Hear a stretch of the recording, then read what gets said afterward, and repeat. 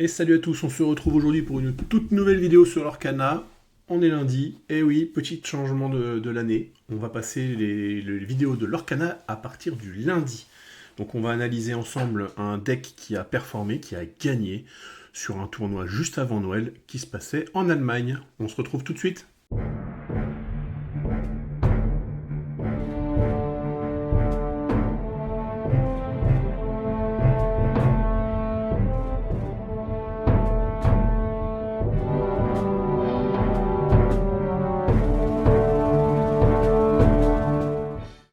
J'en profite avant de commencer dans cette analyse tout de suite, ou plutôt cette présentation. N'hésitez pas, comme d'habitude, à vous abonner si ce n'est pas déjà fait, à lâcher un commentaire, la petite cloche, ça nous aide, ça nous permet d'être bien répertoriés. Je m'attarde pas plus là-dessus. On y va. Deck d'un vainqueur de tournoi, donc 56 participants, il me semble, en Allemagne. Là, c'était juste avant Noël. J'ai regardé, il y avait eu aussi un gros tournoi, un peu plus de 100 joueurs, je crois, au Canada, et des petits tournois aussi inférieurs à 30. C'est vrai que j'essaye toujours de vous proposer un deck qui a gagné, mais dans un gros tournoi. Mais j'ai quand même regardé, et il y a un deck qui revient très fort, très très fort dans la méta, dans les tops. Le Steel Song. Le Steel Song, c'est incroyable. Il y a des il domine pas, c'est-à-dire la représentativité dans un tournoi, c'est pas lui qui est le plus joué. Par contre, dans les tops, je vois là, c'est assez puissant. Donc le renouveau du Steel Song, qui a jamais vraiment quitté la scène, mais qui n'était pas toujours en tête quand même. Donc on va regarder ça ensemble. Donc le principe du deck, hein, comme toujours, le Steel Song, c'est qu'on va avoir des créatures, des personnages qui vont avoir le trait mélomane qui nous permet de jouer gratuitement, juste en inclinant notre personnage, des chansons. Donc on va avoir les classiques, on va voir ça plus tard ensemble, qui permettent d'aller tuto des chansons, d'aller jouer des chansons gratuitement, de jouer des chansons, encore des chansons, toujours des chansons, quoi. Avec la puissance de l'acier. Et donc ça donne un deck qui est plutôt stable, plutôt, on est un peu dépendant tout de même de ce que vous allez tirer grâce à Ariel. On parle d'Ariel depuis tout à l'heure. Dans les chansons, c'est elle qui peut changer aussi le cours d'une game, le début de la partie. Maintenant, on voit qu'on a toujours une dizaine de cartes, peu importe l'encre, de 1 à 5, avec une prédominance quand même pour le tour 3. Une petite carte à 7. Les habitués le verront bien. On est plutôt, c'est assez bien réparti entre l'ambre et l'acier. Bon, on va regarder ensuite la répartition. Petite info quand même, regardez bien. Notre vainqueur a joué ce deck 61 cartes. Une de plus, c'est peu commun, c'est pas souvent qu'on voit quand même des decks avec plus de 60 cartes. Donc on est sur 44 cartes ancrables, 17 non ancrables, hein, donc là pour moi on est quand même sur une valeur haute. Maintenant il y a de quoi jouer, on va le voir ensemble, 44 personnages et seulement donc 17 chansons, pas d'objets, pas de lieu, rien de tout ça, pas d'action, que de la chanson, de la chanson, de la chanson.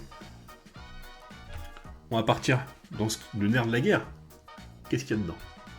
Classique, Steel Song, on va forcément avoir le Robin des Bois. Là on a pris le T1 qui est ancrable lui, parce que le T2 qui permet de faire des petits pings, lui est non ancrable.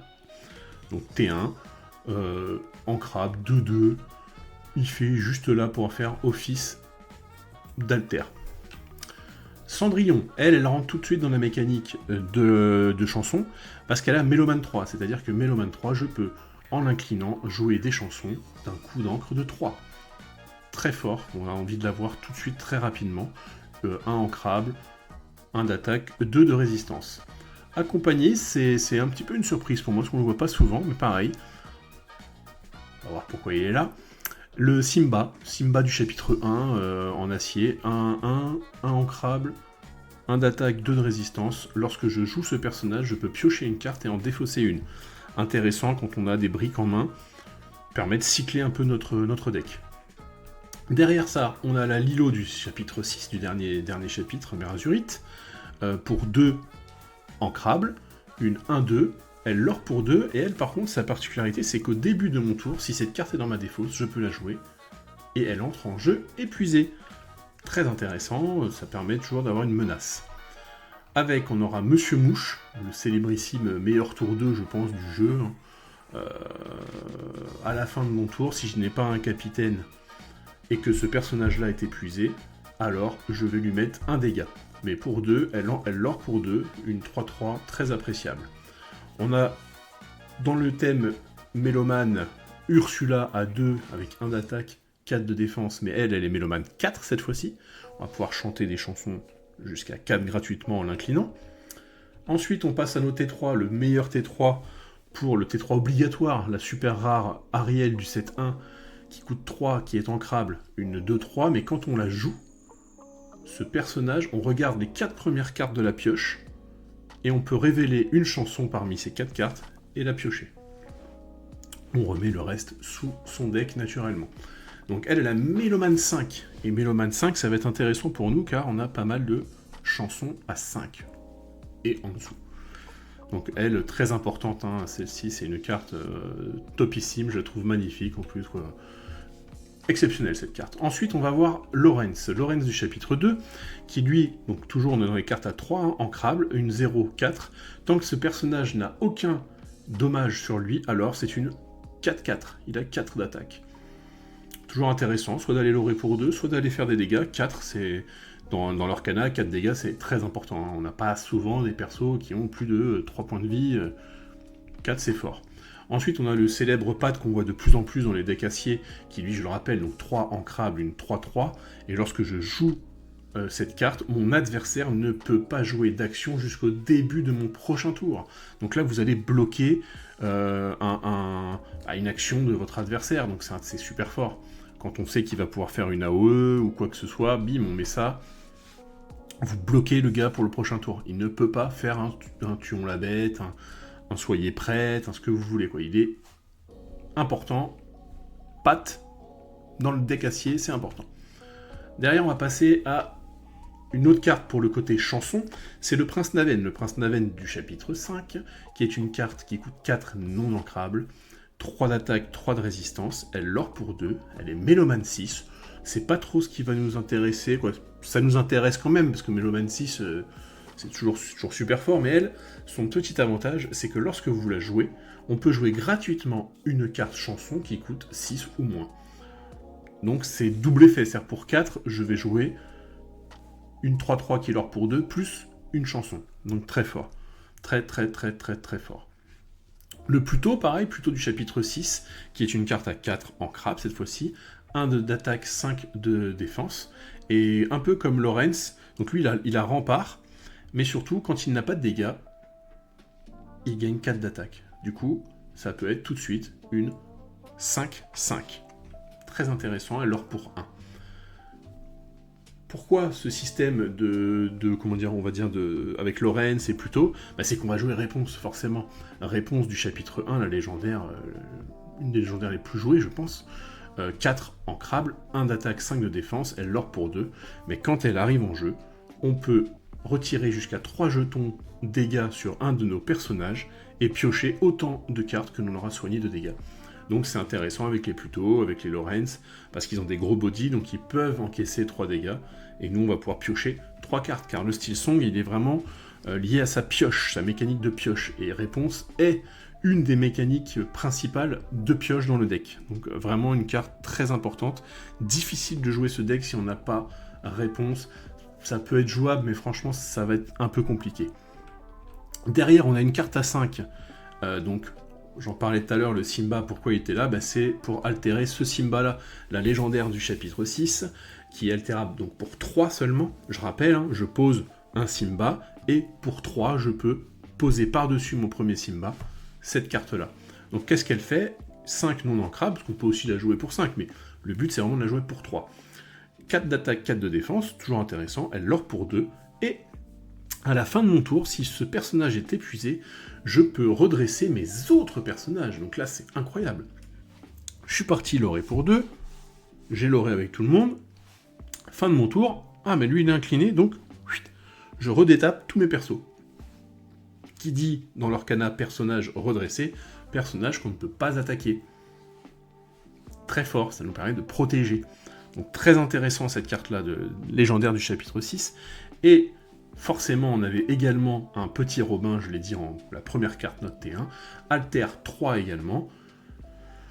Je le présente encore, mais bon, on le voit partout, Robin des Bois, 5 ancrables, 3 d'attaque, 6 de défense, il l'or pour 2, altérable pour 3, exceptionnel. Chaque fois que ce personnage en bannit un autre via un défi, durant votre tour, vous gagnez 2 éclats de l'or. Quand ce personnage est banni via un défi, vous piochez une carte. Voilà. Soit il y a quelque chose à les trade, on y va, on fonce, on trade, on gagne 2 de l'or. Soit on gagne 2 de l'or juste en l'inclinant. C'est incroyable. Une très très très bonne légendaire. Qui coûte un peu d'argent. Aujourd'hui on est sur un deck. Hein. Le Steel Song, c'est pas le deck low cost les gars par contre. La carte à 7 toute seule, c'est Cendrillon. Cendrillon altérable cette fois-ci pour 5, mais sinon son coût de base c'est 7 ancrables. 5 d'attaque, 5 de défense. Elle l'or pour 3. Mais alors elle est vraiment embêtante car elle a résistance plus 2. Donc c'est comme si elle avait 5 et 7 points de vie. Lorsqu'on joue une chanson, ce personnage gagne, ce personnage peut attaquer les cartes redressées. Donc là, pour le coup, vous pouvez aller choper quelqu'un qui dit non, celui-là, je ne l'envoie pas à l'aventure, j'ai pas envie de me le faire trade. Bah lui, bim, vous pouvez aller attaquer. Donc très très très très forte. Là, on a fait le tour des cartes personnages, on va passer aux cartes chansons, qui est vraiment le package classique, hein, plutôt dans la gestion, avec forcément quelques cartes de pioche. Donc on va avoir Plus ardent que les feux du volcan, une carte chanson qui coûte 3, ancrable. Je rappelle, choisissez un personnage et infligez-lui autant de dégâts que de personnages que vous avez en jeu. Toujours intéressant parce qu'on va voir beaucoup nos mélomanes en général. Hein. On va pas les envoyer en quêter. C'est rare qu'on va avoir envie d'aller lorer avec elles. Donc on peut avoir quand même vite un board assez intéressant. Ensuite, on va avoir Perdu dans l'hiver qui est une carte qui coûte 3 non ancrable. Elle, on choisit un personnage, on lui inflige 2 dégâts, mais on pioche une carte. Toujours fort, un jeu de cartes pioché, c'est important. La pioche, c'est la gagne.